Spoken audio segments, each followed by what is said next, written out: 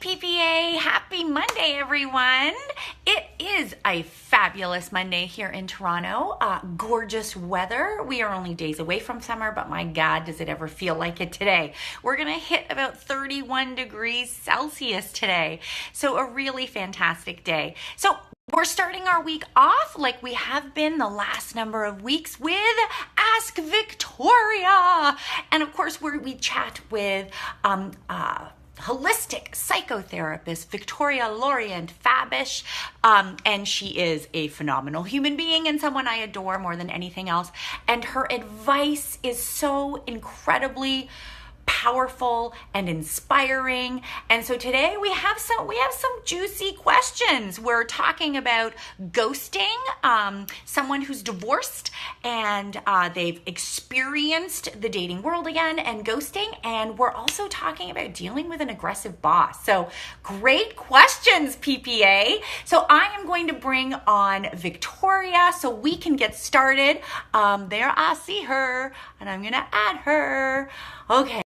On these questions and get this advice. Hey, Victoria. Hello, my dear. How are you, sweetheart? I'm really great. How are you? I'm great. What a great weekend we had. Oh, such a great weekend. Weather, thank you goodness. Exactly, yes. Exactly.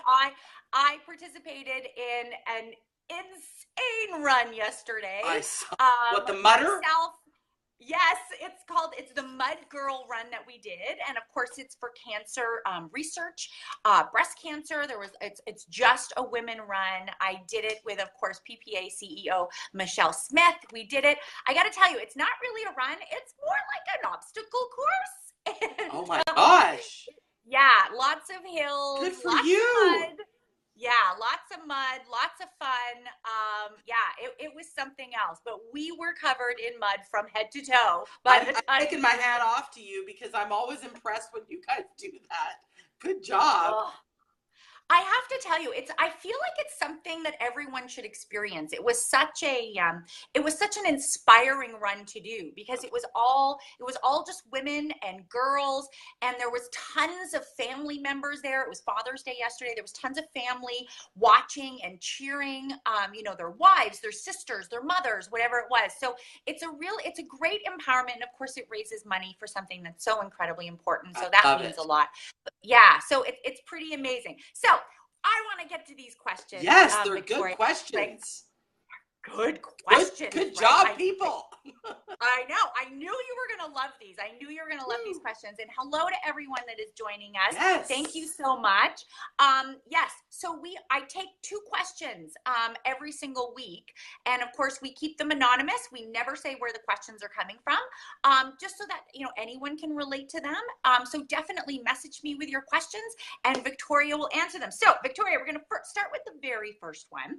So I got this question, which I was like, wow, this is really good. So it says, I'm divorced and started dating again, which there's a lot of the people in the PPA are kind of, in that 30, 40, 50 range. And yeah, this is known now. A lot of people are, starting back out in the dating life. So she's just started dating again.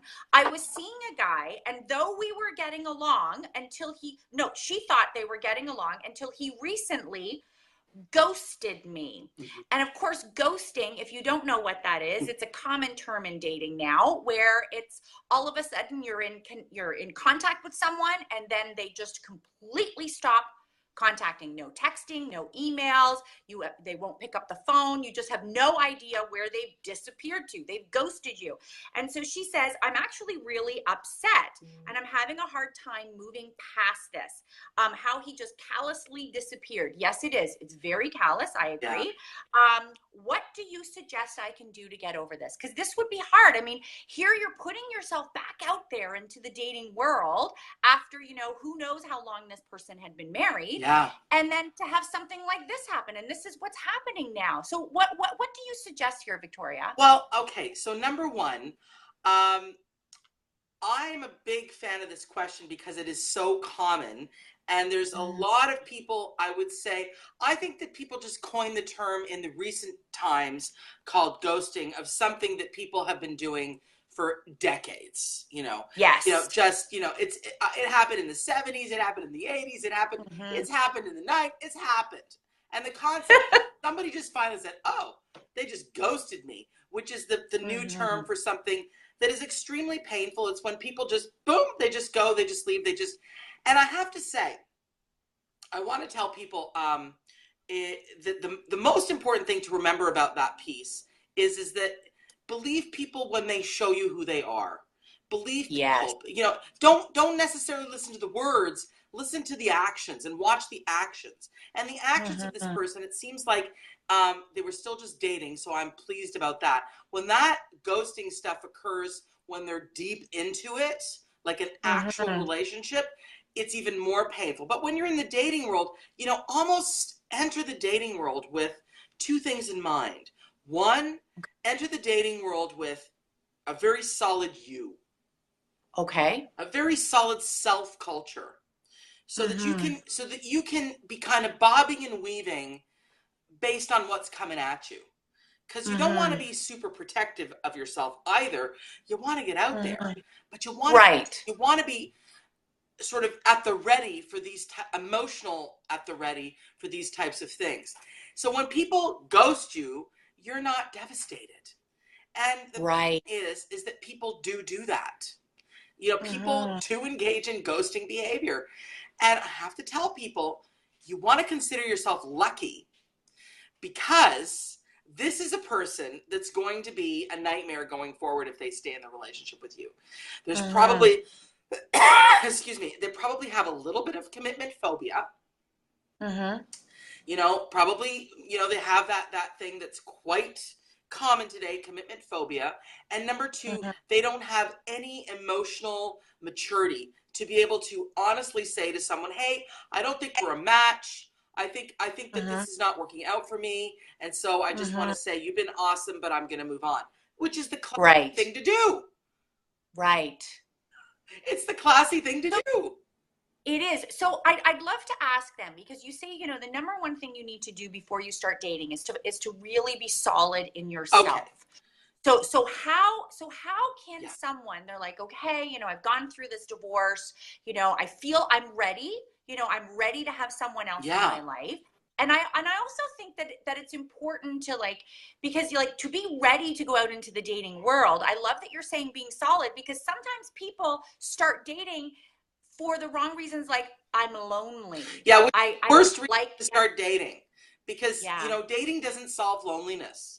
It just makes you more have to be have much more dexterity in your being, when you're coping with different people. My second book has Dating in the Modern World, a whole section on it. And also on my YouTube channel, I have a show that I did called Dating in the Modern World After 40. So those. I'll post the video actually in the comments. Yes. Tuning into the modern world, dating in the modern world after 40. And I interview a dating coach. She's awesome. So I'm gonna answer your question. And my chapter has a really good chapter on what do you have to do to get ready to date in a solid way in my second book. Perfect. But here are the Coles notes.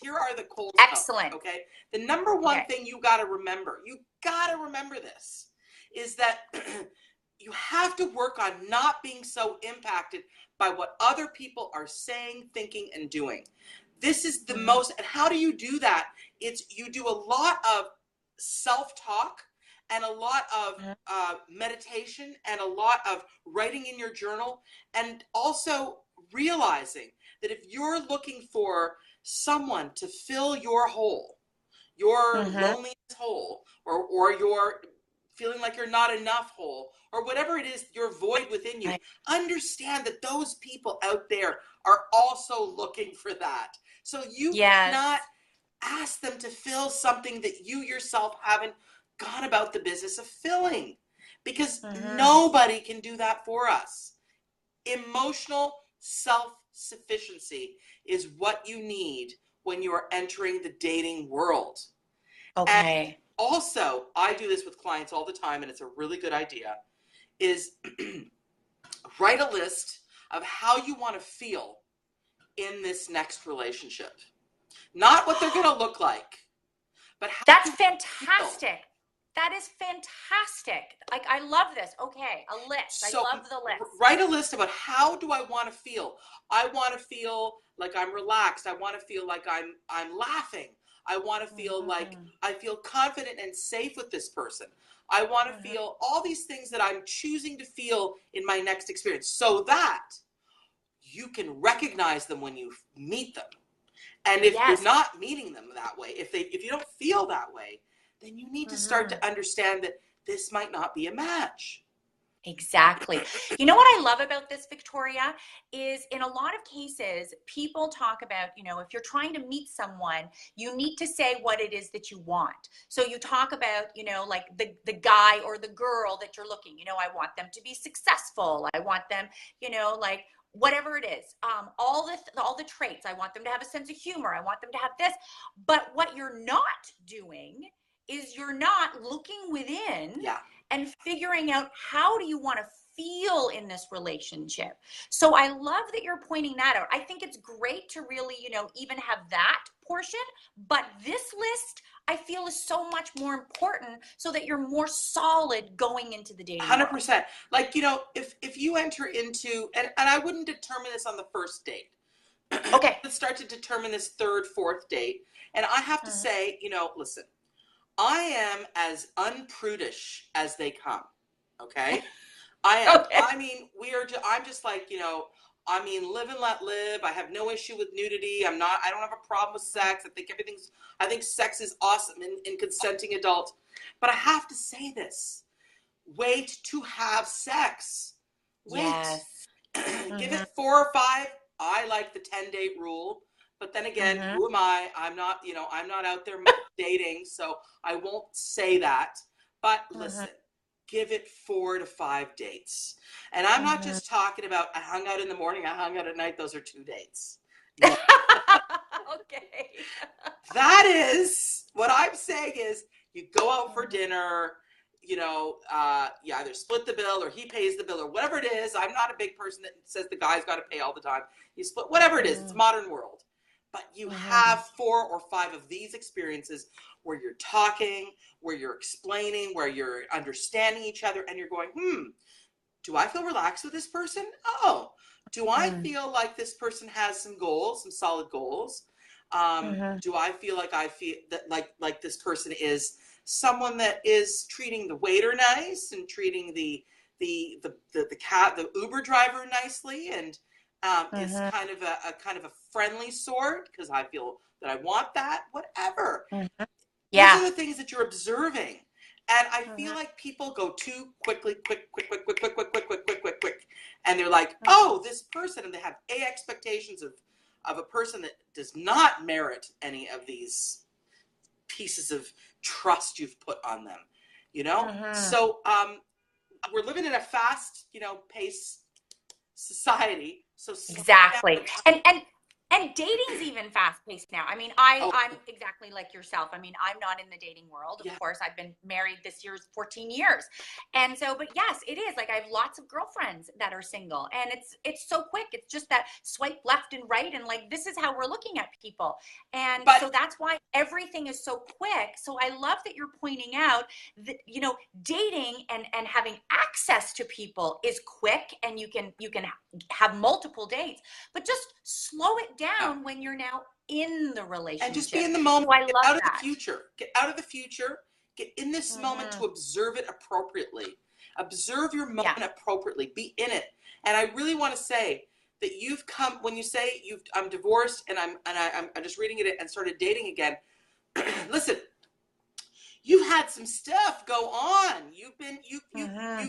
you're I call it the salmon at the end of the upstream. It's like they've gone through some stuff. They're a bit tethered and like Yes. there's a lot of stuff that's Mm-hmm. tattered, I should say. So what I want to say is do some personal work on your own so that you Mm-hmm. come to the table really solid. Knowing Really who you solid. are, knowing what you don't want is important, Right. but just as important is to know what you do want. And as far Yes. as you feeling kind of like that this guy ghosted you or gal ghosted you, I don't know if it was a female or male, Mm-hmm.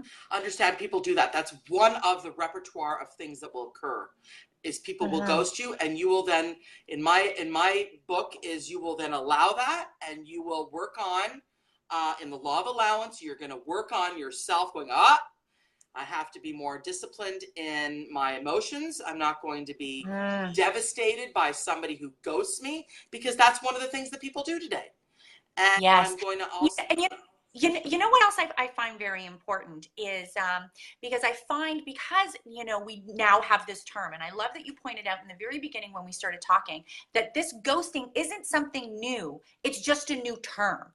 yeah, So by giving it a new name, by giving it this name, it's almost made it on trend. yeah, It's made it popular now that this is what happens. And I find sometimes, because like I do have single girlfriends, and they have been ghosted. Like I've heard this story multiple times me that this too. happens. And what happens is then they get wrapped up, and there we are again, that awful negative cyclone where it's like, like he's an idiot, how dare he, I'm better off. So you stay in this negative cyclone of like, I can't believe this happened. And then that becomes the discussions that you're having with everyone. That's right. It's not it's Affirming the not it's negativity. not looking with exactly it's not looking within, doing the work on yourself to learn to let go of that. Yeah, it probably was a blessing. If this is how this person is acting, you don't want this person in your life. So it's like letting go of that to move forward. So it's working on yourself. So I think that's really great advice, Victoria. It's like it's time to go within instead of sitting in this negativity and this like allow it, let it go.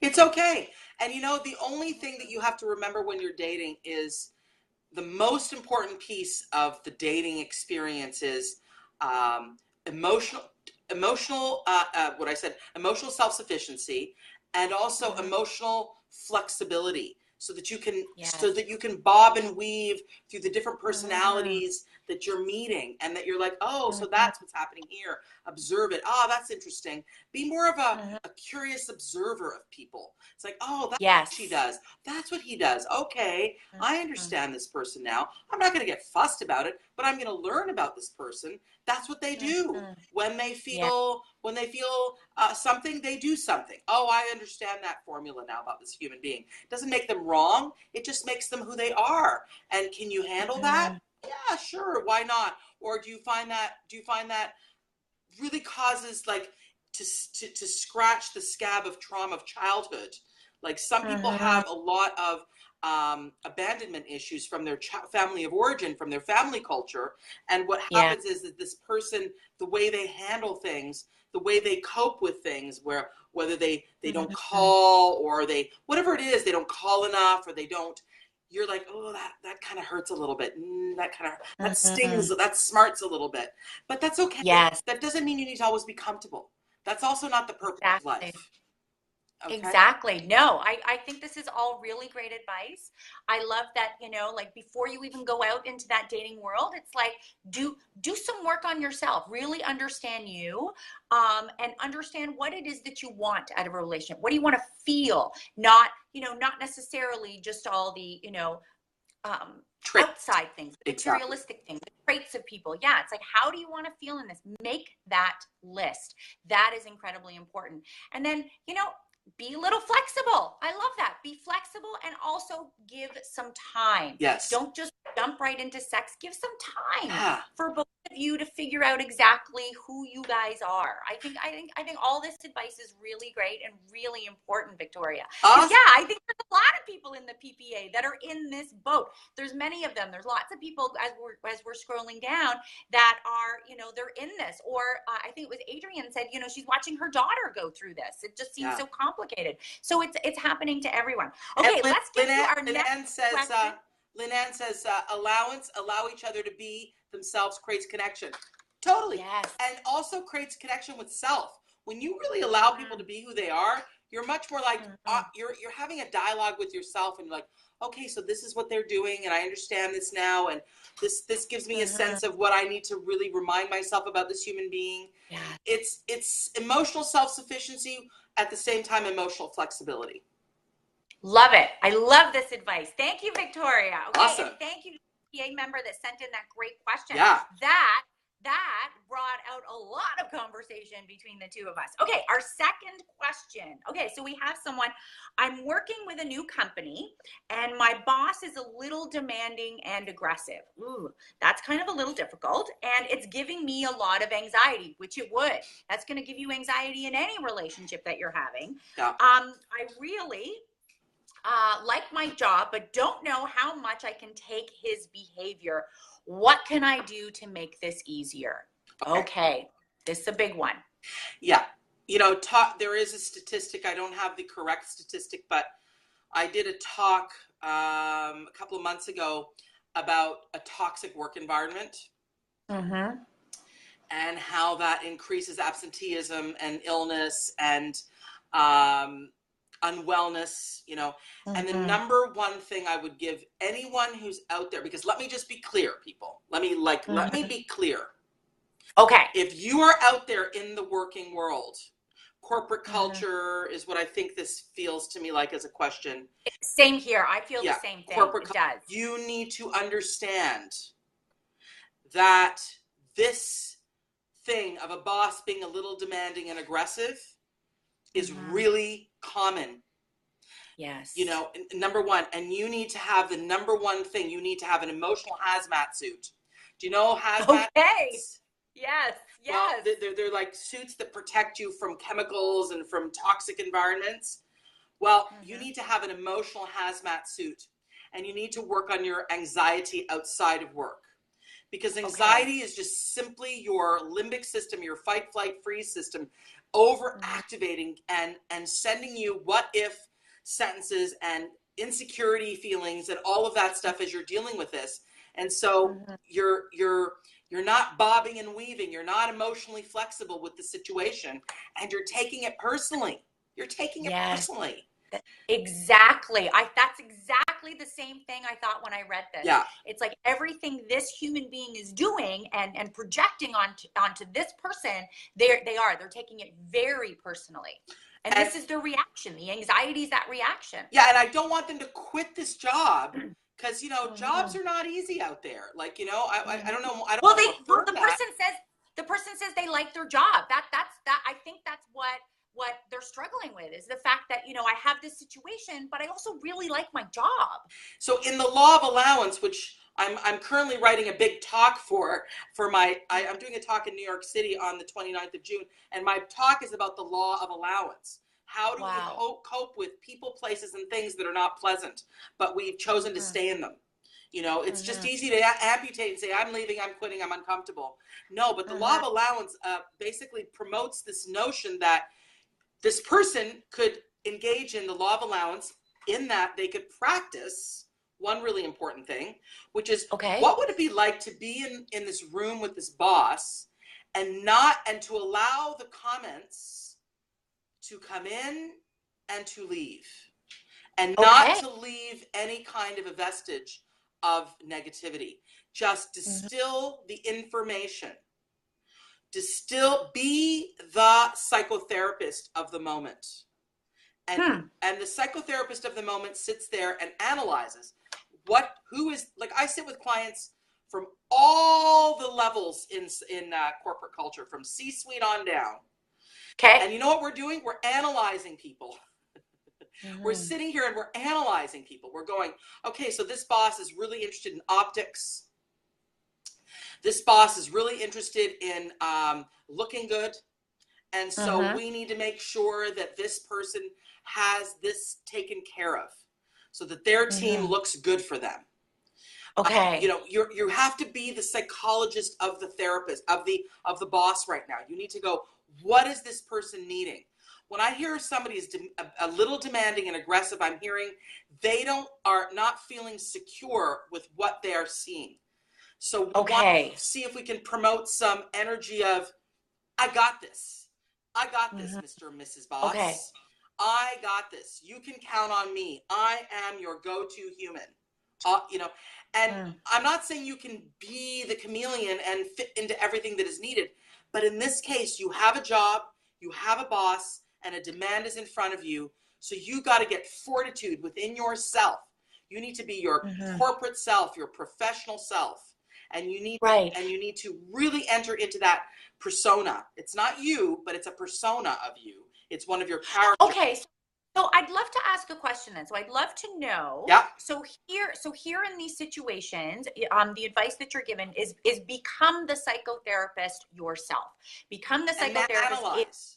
And analyze. So what are the questions that someone in this situation, because in a lot of cases, people don't know what that means to Right. be the Okay, psychotherapist. so They don't know how to analyze. So what questions do you advise people to ask themselves in that moment so that they can bring the information in and then let go of the aggressive, demanding part and just take the information in? yeah, because so firstly, just observe the boss as a human being and ask the question, as you observe this person with other people, Okay. what do they, and with yourself, how the person behaves with you, the boss behaves with you, what do they appear to need right now? What are they Okay. What do appearing they to appear to need? need? Okay. Okay. And in this case, when I hear someone being demanding and aggressive, or I hear a little demanding and aggressive, I'm hearing that boss needs a solid employee to count on, Okay. Okay. to feel a little bit more calm. Mm-hmm. Maybe that boss responds very well to an employee drawing a bit of a boundary, a bit of a gentle boundary. Because you can't be Mm-hmm. aggressive with your boss. That's just not going to happen, but you Mm-hmm. can maybe go, yeah, I got that handled. And I got 2 more things on my plate. And then by this date, this will be handled. Clarity from you. A lot of clarity. Okay, clarity. That's great advice. It Yeah. is. And also you have to see their personality as something that is going to not be this offensive paternal or maternal energy, because don't identify them as family. They're only interested in the bottom line. Right. They're not your family. They're not your friend. So don't Mm-mm. get hurt by this. Don't take it personally. So yeah, see, that's the thing. And I love that you're saying that, don't take it personally, because what happens in these cultures, especially in the corporate culture, Yes. is when someone is demanding and aggressive, the only thing we're focusing on is that emotion. We're focusing on the emotion and taking that personally, the demanding part, the aggressive part. And so you're saying become the psychotherapist. So take that part out. This person is demanding and aggressive. You've already figured that part out. So you've started your psychotherapy session yourself. You know who this person is. And accept it. Accept it. Accept it, let go of that part, and now look at just the information that's coming across. What is it that this human being needs for you to have a relationship with them? They need clarity. They need you to be whatever that employee is and get that stuff done. Create those softer boundaries that, I hear you that you want X, Y, and Z done. I'm going to be able to get that done for you by the end of the week, because I have ABC I still need to finish. So having that clarity within it is then going to have that boss sit back a little and probably not be as demanding. I find that when or maybe they'll still continue. We don't know, because we don't know. But I find that when employees or middle management people get really clear and more solid in their own boundary, because people just want to know, what can you handle? Where are you at? Are you organized? Are you clear about what you're doing or not doing? Are you just someone who doesn't, organize properly? You want to deliver, who are you? Now, if you've done all that, and also remember, we need to put ourselves in that hazmat suit. 100%. We need to protect ourselves, because I just saw what Leanne said. A lot of times their emotions and what they're doing attaches to you. But if we're walking in we're visualizing that we are in the hazmat suit, that boundary is being created, then that emotion can't attach to us. And what does the hazmat suit actually look like? That actually looks like you working on, like, with a psychotherapist yourself, or a life coach, or a trusted friend, with your journal, and you are getting solid information as to how to bob and weave through pressured situations, and do your own yoga, run, work out, do all the things to keep your emotions in check. Because the truth of the matter is the hazmat suit isn't there to sit there and just not be part of life. It's to be able to actually be part of life and have a Yes. nice protector on, and you're like, I'm in it. I'm in it to win it. Let's Yes. go. Let's go do this Yes. thing. And Exactly. the thing about the law of allowance is decide on what you're going to do that will benefit you. And that means could be a goal. I'm going to develop the ability to be strong in the face of someone else's strength. That's, you want to say, I'm going to practice that skill set, or I'm going to develop the ability to speak up even though I'm nervous and anxious. Exactly. That's how you basically are saying, thank you, person who's a challenge, boss who's a challenge, because I'm going to work on something that I need to work on. So develop something that will benefit you in your law of allowance. Something that will help you grow, something that will help you become strong, something that will help you become a more full human being in the situation. Now, I think it's also important to point out that, if there is a boss out there, that the demanding and the aggressiveness is actually, a verbal abuse. That's a whole other ballgame. Any sort of harassment or any sort of thing like that, that's not what we're talking about here. No. We're not, and they didn't allude to that fact at all. It said a little demanding and aggressive. Exactly. In that situation, then that is a time when you need to go outside of your situation and get help to assist you in that. So I just want to make sure we're not telling anybody at all to stay in a situation that is at all at any sort of abuse. Right. What I want to say is the law of allowance doesn't mean that you need to tolerate abuse or theft or physical abuse or any of that. Exactly. No, get yourself out of that situation. But 100%. That's not what we're talking about. No, get out of that. Someone that likes their job, their boss, because she even said a little. She just said a little demanding. Yeah. So this isn't something you're a little uncomfortable. Exactly. And that means you exactly. got something to work on here. You got something that you get to learn and grow in yourself. Yes. And that's a good thing. But if it becomes over the top, I'm not interested in your immune system being compromised, because I think one of the stats is that people who are with toxic, micromanaging, verbally abusive bosses, their immune system goes very down, and their absenteeism goes up. So I'm not talking about that. I'm talking about you growing a part of you that you need to grow, like speaking up, drawing some boundaries, becoming clear, showing up in a way that is inspiring confidence in your boss, these kinds of things. Yes, 100%. Great advice, Victoria. Awesome. Really good. Because and especially with this question, I feel there's a lot of people that are going to relate to this.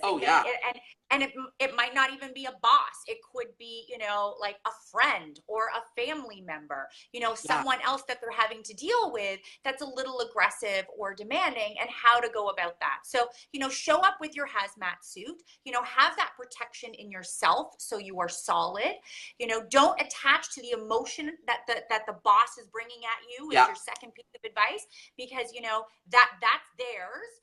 The law of allowance is to let them have that, but, cut through it to get the information that you need that can make your job. So not to take it so personally. And analyze what's in front of you. Analyze it. Like really sit there and be, put on the hat of like the coach, the therapist, and going, what's this person all about? What's this person? And observe them. Like see them as a conundrum you need, as a conundrum, as a thing you need that you need to understand. Yes. Understand. Honest to God. And again, like I want to bring up, we brought it up with the first question about, when these negative things happen, when these things happen in our life, we as human beings tend to get lost in that negative cyclone of complaining about it. Yeah. Feeling like the victim, feeling sorry for ourselves. So, make sure, I love that this person sent this question in, because this is showing right away that this human being wants to work on themselves. So they don't want to go into that place of negativity of, standing around the water cooler complaining about their boss. Right. That's not going to help your situation ever. No. And I believe in my arsenal on my Ask Victoria channel, I have a video about this. I'm going to look for it, Oh, and I'll post it as well. Yeah. Good. So, Good. but the Yes. first one I definitely have a video on. But I want to just say one last thing before we leave this topic, is that when you enter the corporate culture, you need to really remember that you need to put on a whole other persona. We spoke about this early, but it's so important that understand that you put on your professional corporate self, which has very, I shouldn't say little to do, but is separate from your personal self, which means these are not family. These are not really friends. These are your work colleagues. And this boss wants you to succeed, because if you succeed, they succeed. Exactly. And really remember that. Really remember that it's not a personal attack upon you. A lot of people think it is such. It's not. It is. No, I completely agree. And in the corporate world, most people do. As human beings, we just automatically do that. We take things very, very personally. And so I think when you hang in these jobs for long periods of time, and I have a lot of clients that I coach through these jobs that are difficult, and we do it for months, my God, the person grows so much. Yes. The person just comes out the other end and goes, okay, I can handle these types of things. And it's powerful. It is. You know, it's like going into every relationship, no matter what it is. It's like, I truly do believe every single human being is brought into our life for a reason. So with that being said, what is this person to teach you? What is it that you're supposed to get out of this relationship? Excellent. And when you look at all your relationships, no matter what they are, with that lens, then you do exactly what you said. You learn, you grow. We just become better human beings. That's right. Don't just be an affirmation junkie or a comfort junkie. Like, oh, good. That's a good one. I like that. Yeah. You know, affirmation junkie is you're always looking for positive feedback.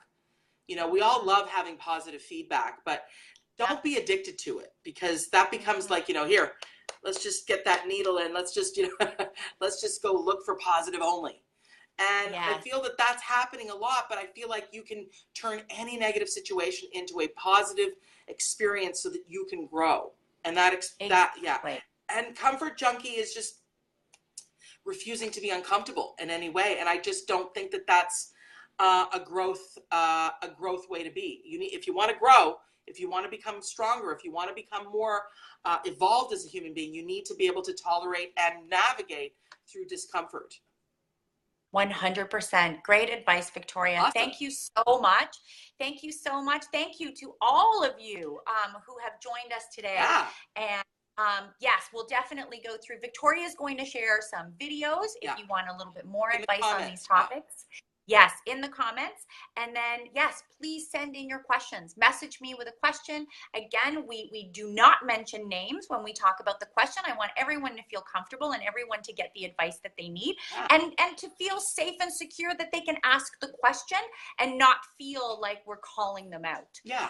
So I think that's really important, because, we're here to support. And Victoria, you are always just such a lovely gem to bring us all of this advice. I'm so grateful for you and the advice and the help that you give lots of people here. Thank you so much, people. I love hanging out with you guys on my Monday morning. I look forward to it. I know, it's so fun. More and more people are joining us for this. I know. And that I'm so grateful, PPA. So keep it coming.